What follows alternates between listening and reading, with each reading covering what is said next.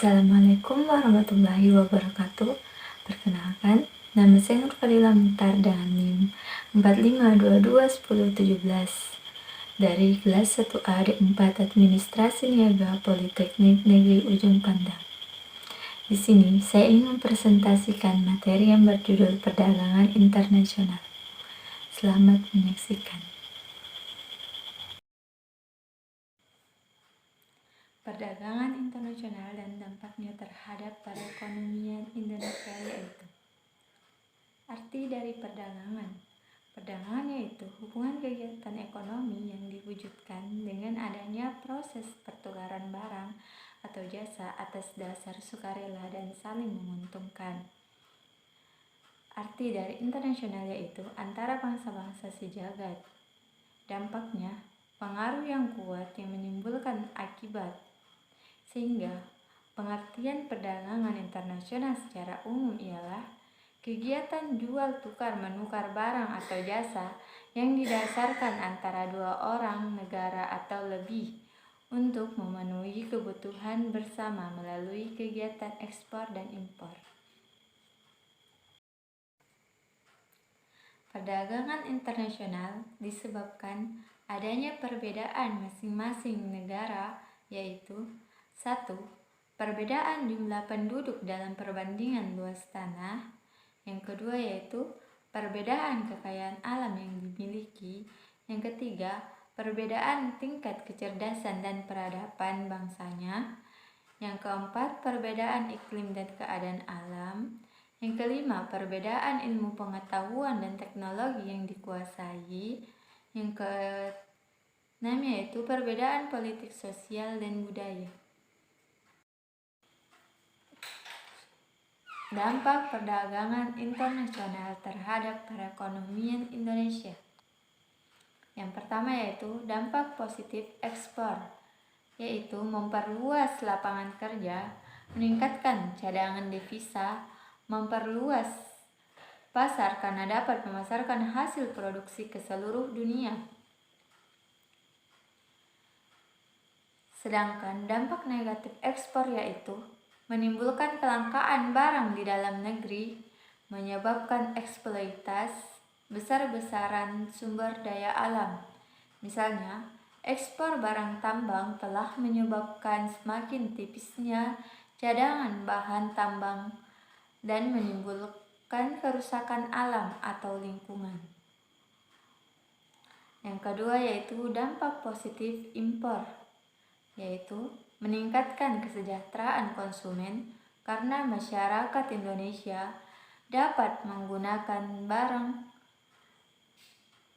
barang yang didapat di dalam negeri. Meningkatkan industri dalam negeri terutama yang bahan bakunya berasal dari luar negeri. Ahli teknologi agar tidak ketinggalan dengan negara maju. Sedangkan dampak negatif impor yaitu menciptakan pesaing bagi industri dalam negeri, menciptakan pengangguran, artinya kita telah kehilangan kesempatan untuk membuka lapangan kerja. Konsumerisme artinya konsumen berlebihan terutama untuk barang-barang mewah. Contohnya yaitu pakaian mewah, mobil mewah, alat-alat rumah tangga yang mewah. Manfaat perdagangan internasional hampir sama dengan dampak positif ekspor dan impor. Manfaat perdagangan internasional yaitu 1. Kebutuhan setiap negara terpenuhi. Kedua, menambah devisa negara. Ketiga, dapat diadakan spesialisasi produksi. Yang keempat, mendorong peningkatan jumlah produksi. Kelima, mempererat hubungan persahabatan antar negara. Yang keenam, mendorong kemajuan atau iptek. Yang ketujuh, memperluas pasar atau jaringan konsumen. Hambatan perdagangan internasional. Yang pertama yaitu perbedaan mata uang. Yang kedua, kebijakan impor suatu negara proteksi. Yang ketiga, kuota impor. Yang keempat, perang dan resesi. Yang kelima, adanya tarif yang dibebankan pada atau atas melintas daerah pabean. Yang keenam, produsen ekspor masing-masing terbelit sehingga memerlukan waktu lama. Kebijakan perdagangan internasional. Berbagai macam kebijakan yang mungkin dapat dilaksanakan suatu negara untuk mendapatkan manfaat dari kegiatan perdagangan internasional antara lain yaitu proteksi, perdagangan bebas, dan politik dumping. Yang pertama, proteksi. Proteksi adalah kebijakan perdagangan internasional yang bertujuan untuk melindungi produksi dalam negeri. Bentuk-bentuk proteksi yang dapat dijalankan suatu negara antara lain yaitu 1. Larangan impor. Impor melarang produk tertentu yang juga diproduksi di dalam negeri, terutama untuk barang-barang yang dimiliki daya asing yang lemah. Yang kedua, tarif. Impor mengenakan tarif impor yang tinggi terhadap barang-barang tertentu untuk mengurangi masuknya barang-barang tersebut. Yang ketiga yaitu kuota membatasi masuknya jumlah barang tertentu ke dalam negeri. 4. Subsidi memberi. Subsidi kepada produsen untuk meningkatkan produksinya agar dapat memenuhi kebutuhan pasar dalam negeri. Yang kelima, premi. Memberikan premi kepada produsen yang mampu mencapai jumlah produksi tertentu dengan kualitas yang baik sehingga memiliki daya saing. Yang kedua yaitu perdagangan bebas. Kebijakan perdagangan bebas adalah kebijakan dalam perdagangan internasional untuk menghilangkan hambatan-hambatan dalam perdagangan internasional.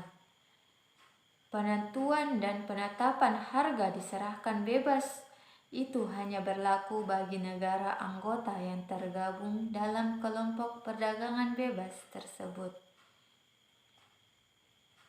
Yang ketiga yaitu politik dumping.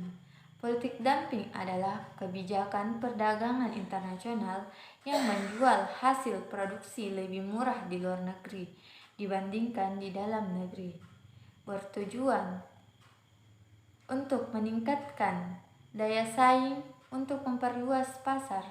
Contohnya yaitu yang pertama, mobil Jepang di Singapura dijual dengan harga 1 juta yen, sementara di Jepang dijual dengan harga 1,4 juta yen. Yang kedua, mie instan di Malaysia dijual Rp500, sedangkan di dalam negeri dijual Rp750.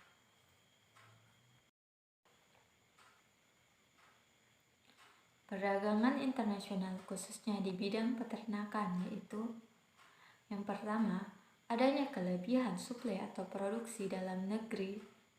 Yang kedua, adanya efisiensi biaya menyebabkan nilai harga barang lebih rendah dibandingkan dengan harga pasaran internasional. Yang keempat yaitu teknologi yang mendukung efisiensi teknis sehingga dapat mengurangi biaya produksi. Yang kelima, tingkat keahlian tenaga kerja. Yang keenam, skala usaha yang besar yang membawa pada rendahnya biaya dari pernyataan di atas.